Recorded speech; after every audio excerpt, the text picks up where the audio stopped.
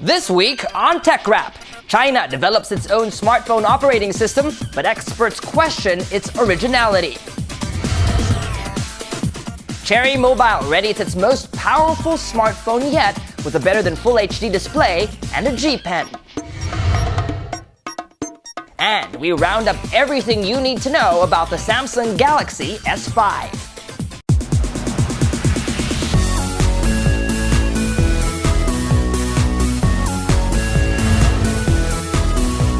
Hi, I am Michael Josh, and this is TechRap, your weekly source for tech news, gadget reviews, app recommendations, and social media tips. China takes Apple and Google head-on in the mobile computing space with the unveiling of a homegrown China operating system, or COS. COS has the big, hairy, audacious goal of eventually taking over the smartphone OS market share in China, currently dominated by Google's Android. COS is designed specifically for smartphones and tablets used in China. It supports Java and HTML5 applications. An article posted on the Chinese Academy of Sciences website says the main advantage of the domestically developed OS is its seamless integration with commonly used Chinese web services like Sina Weibo and Baidu. But just days after the release, COS is already being called a copycat because of its stunning likeness to Android. With details like length and cost of development undisclosed, even members of Chinese media are doubting the operating system's originality. Philippine-based smartphone manufacturer Cherry Mobile will launch a new high-end smartphone in February. The yet-to-be-named phone will feature a display higher than Full HD and could be included in Cherry Mobile's premium Cosmos line. The new phone will be unveiled at Cherry Mobile's We Are on Fire event on February 4.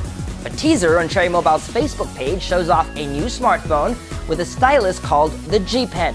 The stylus smartphone combo is reminiscent of Samsung's Galaxy Note 3 phablet. Cherry Mobile reps tell TechRap it's a premium phone. We're trying to exceed both the Cosmos and Omega series. Imagine seeing the world through a different lens. Technology brought closer to your senses more than ever before, but at the same time, out of the way like it's barely there. That is the challenge and the marvel that is Google Glass. Perhaps one of the most groundbreaking wearable computers to date, Google Glass is the future of computing. But the road hasn't been easy for early adopters. While smartphones can take photos and video, Google Glass can do it inconspicuously. With no LED light to indicate whether or not a user is capturing a video, privacy buffs are up in arms about the prospect of someone secretly taking photos or video of them. In November 2013, Seattle native Nick Starr was barred from entering a local restaurant after refusing to take off his glass. The Google Glass at a restaurant has its benefits, aside from the usual food photo. Mashable's Pete Pachal tells TechRap he frequently uses glass at restaurants to identify items on the menu. And it was just one of those things where it's like, oh, this casual access to information, and I can, ask for it verbally without, needing to fumble through a keyboard. I mean, it's great. This January, California resident Cecilia Abadi is pulled over for speeding.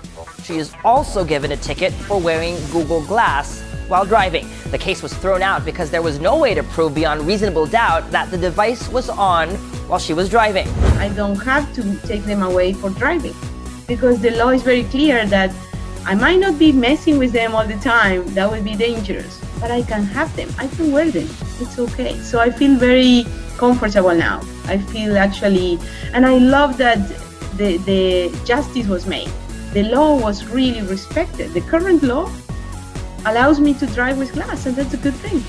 Last week, a theater patron in Ohio was detained and questioned by U.S. Homeland Security agents, accusing him of illegally recording the movie he was watching. After a couple of hours, they found no video recordings on him and let him go. The unnamed theater goer tells TechCrunch, quote, "I signed up for glass, but I guess I also signed up for being harassed by authorities that are unfamiliar with the technology. Some hiccups are to be expected with any new advancement."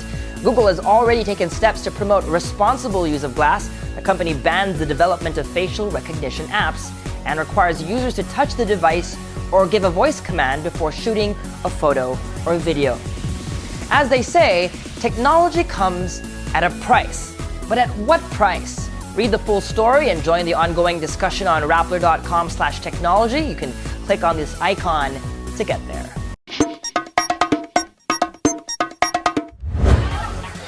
Remember this viral video from 2012? Don't you wish it was shot in landscape mode?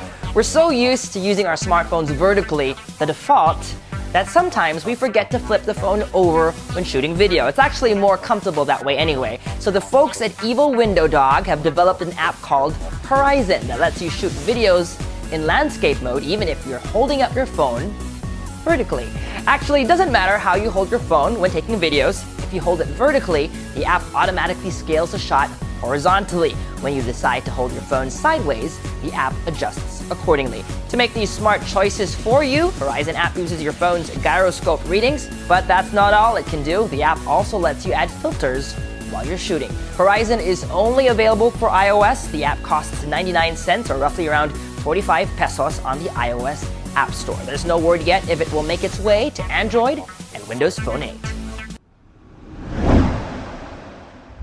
One of the most anticipated smartphones of this quarter is, without a doubt, the Samsung Galaxy S5. It's going to be a make-or-break moment for Samsung after last year's less than spectacular showing. That's not to say the S4 isn't a great phone. It is, after all, one of TechRap's best all-around smartphones of 2013. But in terms of improvements, gimmicky software features marked the biggest change from the S3 to the S4. The device looked and felt pretty much the same. And Samsung Executive Vice President for Mobile Li Younghee agrees. At CES 2014, Li says the S4 wasn't as big a hit as the S3 because it didn't feel different. This year, as it plans to unveil the S5, Samsung promises to exceed expectations. Here's what we know about the device.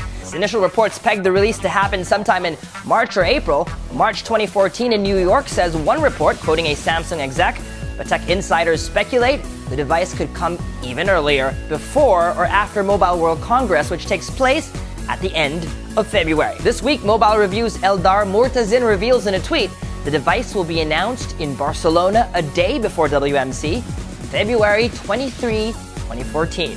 Murtazin's tweet also states specs of the new phone are, quote, known. If that's to be believed, the Galaxy S5 will include a 5 or 5.2-inch 2K Super AMOLED display with a resolution of 1440 by 2560. If you do the math, that's a whopping 560 pixels per inch. The phone will sport either a 16 or 20 megapixel rear camera that can shoot 4K video, possibly with a larger image sensor, and will come with one of two processors, either an Exynos 6 or a Snapdragon 805 processor for the LTE variant. Rounding up the spec sheet, 3 or 4 gigabytes of RAM and a 2,900 or 3,000 milliampere battery. Samsung says it has looked into eye scanners, but doesn't guarantee it will ever find its way onto one of their smartphones. A separate report suggests Samsung has also looked into fingerprint scanners like Apple's iPhone 5S. Either technology could make it to the S5. Software-wise, the S5 will run on the latest version of Android 4.4 KitKat and a new version of its customized Android user interface called TouchWiz.